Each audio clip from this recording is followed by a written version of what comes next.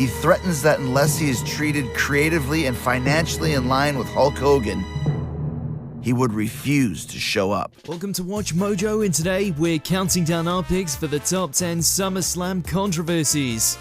Anybody that'll let me hit him knows it's real. Time to go to the Great Goose. Killing me.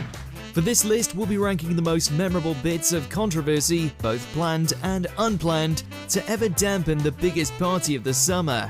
Did we leave out any? Let us know in those comments below.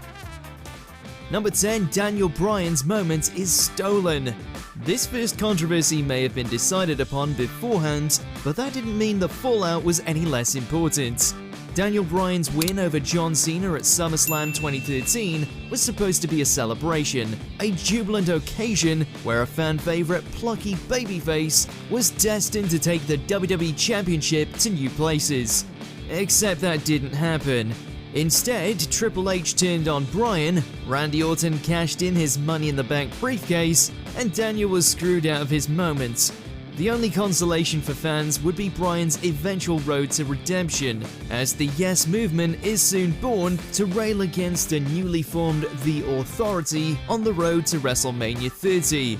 Number 9, elbows to Orton. The days of brutal blood and guts matches were long gone for the WWE when it came time for Randy Orton to meet Brock Lesnar at SummerSlam 2016.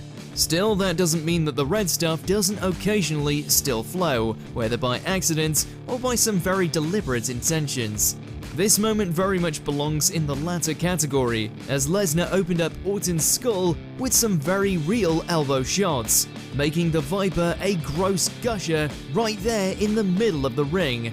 Although this finish was planned in advance, it was known by the immediate performers only, meaning that many in the back were quite confused at the carnage. Orton suffered a concussion, required stitches, and missed a few weeks of action thanks to the incident. Number 8, the match for Dominic.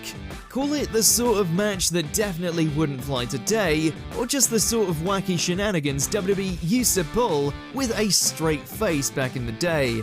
Either way, this SummerSlam 2005 match for the custody of a child is one that we'll never forget. The build-up to Eddie Guerrero vs Rey Mysterio was something straight out of a soap opera, complete with paternal drama, heated words, and an eventual physical encounter with a human being's life being fictionally on the line here in this match.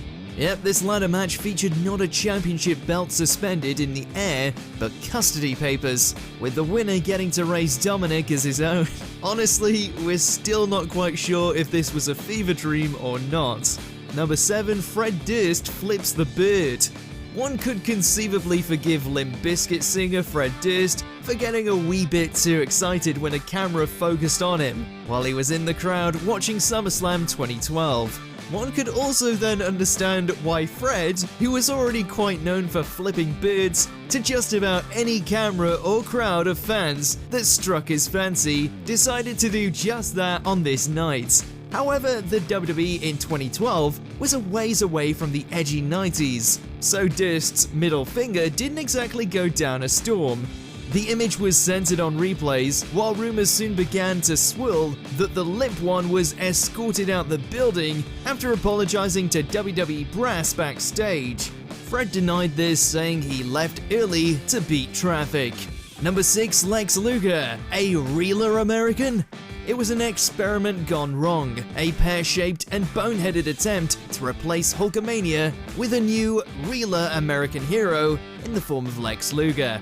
Luger's brief heel run as the narcissist was abandoned, and in its place was a man who crisscrossed America in a bus, shaking hands and holding babies like he was running for office.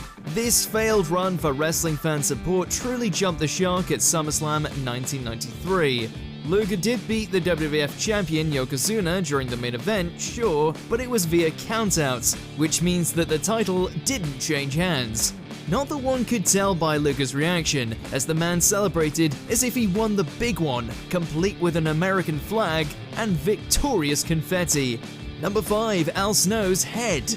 Al Snow has employed a lot of gimmicks over the years, but perhaps his best known run was as leader of the Job Squad, a group of lovable losers that joined forces for a little respect. Snow's character was supposed to hear voices and often spoke to a woman's mannequin heads that he brought to the ring. So it was unsurprising that when Snow's action figure for the Jakks Pacific toy line for SummerSlam 1999 was announced, it included a head. The only thing the WWF and their toy maker partners didn't plan on, however, was the backlash from parents over the disembodied female head that was packaged with Snow's figure. The toy was repackaged with a plain-looking head, and the original was removed from many store shelves. Number 4, that Hogan and Michaels match. The custody match for Dominic Mysterio wasn't the only incredibly wacky match on the card for SummerSlam 2005. The main event had plenty of WTF to go around as well. The controversy here was primarily due to backstage politics involving the match between Hulk Hogan and Shawn Michaels. Reports cited a breakdown in communication over a proposed multi-match Hogan-Michaels series, with each man picking up a win so as to save their respective characters' reputations. However, Hogan allegedly backed out of this plan, leaving this match as their sole encounter. Michaels, in response, oversold this match to a comical degree, acting in a parodic fashion to every move from the Hulkster bell to bell. Number 3, an access incident.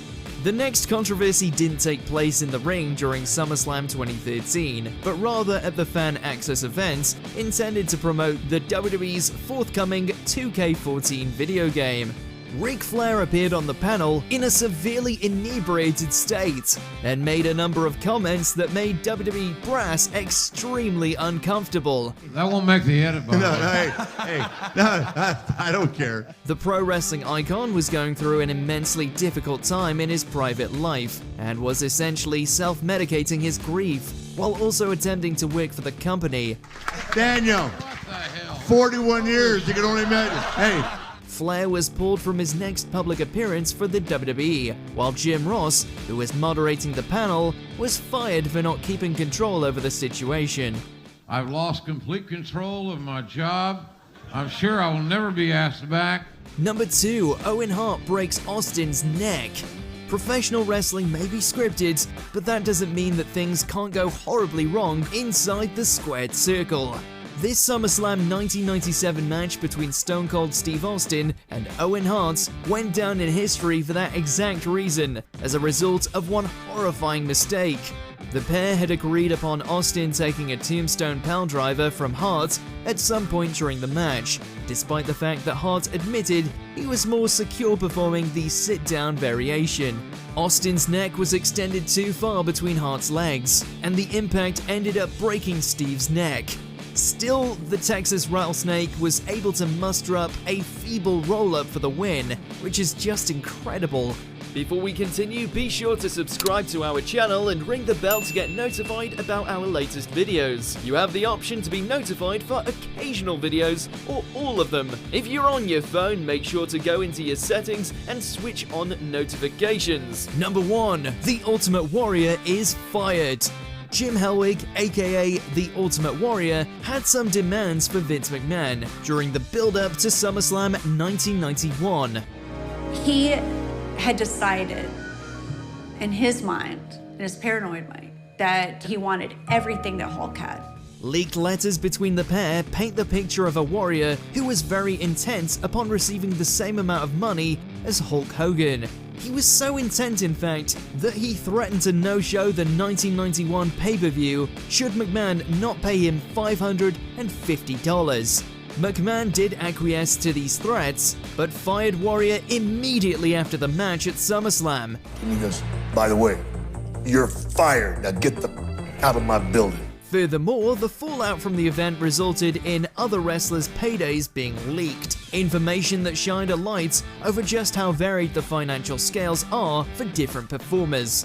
Jim's greatest downfall of all time was his inability to see things from somebody else's perspective.